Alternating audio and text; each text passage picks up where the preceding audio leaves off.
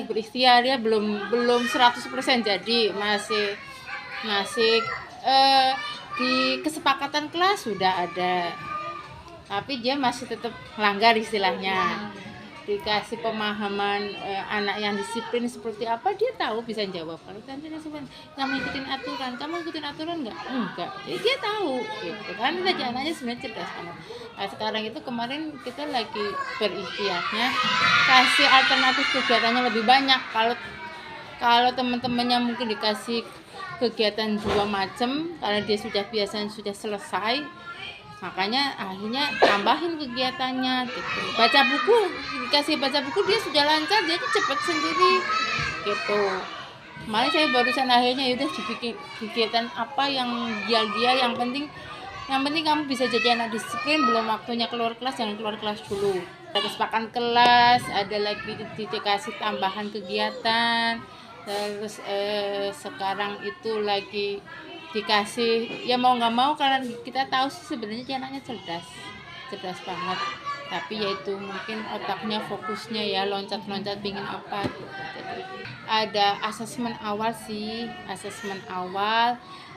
pas anak mendaftar ya. Nah, mendaftar itu ada asesmen awal selama 2 kali. Nanti kalau kebetulan di sini ada buku itu yang lulusan psikolog. Nanti kalau kita ada standar indikatornya kan, anak-anak seharusnya usia dini umur sekian itu dari beberapa aspek itu yang harus tercapainya ada. Nanti kalau ada indikasi yang tanda petik, biasanya nanti akan kita arahkan ke asesmen ke lebih yang ahlinya.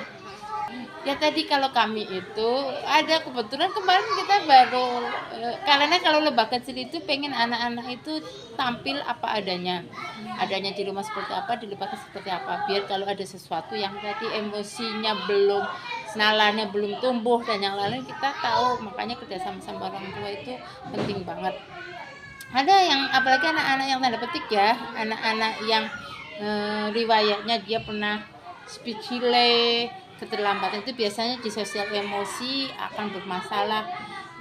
Nggak lihat, alhamdulillah sekarang lagi aman. Biasanya kita kalau anak tantrum adalah gurunya yang pertama, kuncinya di gurunya. Saya ada SOP-nya sebenarnya, gurunya harus tenang dulu. Jadi jangan ikut tersulut emosi, jadi kunci utamanya di gurunya. Kemudian anak-anak itu kita arahkan, kita alihkan untuk keluar dari, umumnya kalau di situ lagi di kelas nih, kalau yang lagi tantrum ya, kita arahkan untuk jangan di situ. Kita amankan dalam artian ruang yang kosong, biar tidak merusak, menyakiti dirinya sendiri atau menyakiti orang lain. Karena kalau sudah tantrum, karena ada yang refleks nendang, ada refleks ninju gitu ya. Nanti biasanya gitu penanganannya. Kalau sudah biasanya kita kasih waktu, kamu mau marah dulu boleh, ini namanya marah, kamu lagi apa, kemudian masalahnya apa nih, kita gali. Biasanya begitu sampai akhirnya dia tenang, dia menyampaikan, terus kita yuk solusinya gimana, biasanya lebih diajak diskusi.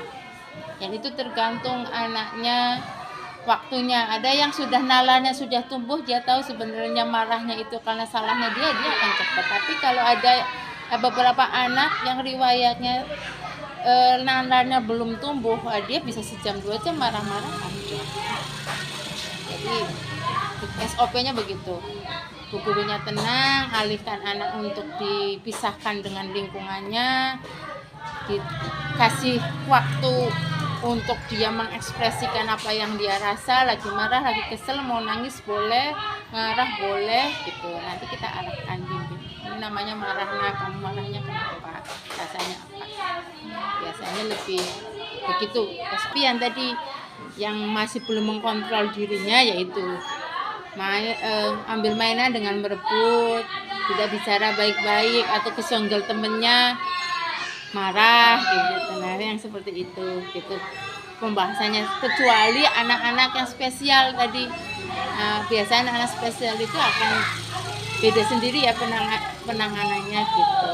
Tantrumnya dia, marahnya dia, kitanya tenang dulu, emosinya kitanya tidak terbawa. Tadi kalau kitanya sudah ikut-ikutan emosinya negatif, jadi kalau di Mbak Kucing emosinya positif, kalau nanganin anak-anak lagi negatif nih emosinya kitanya positif gitu.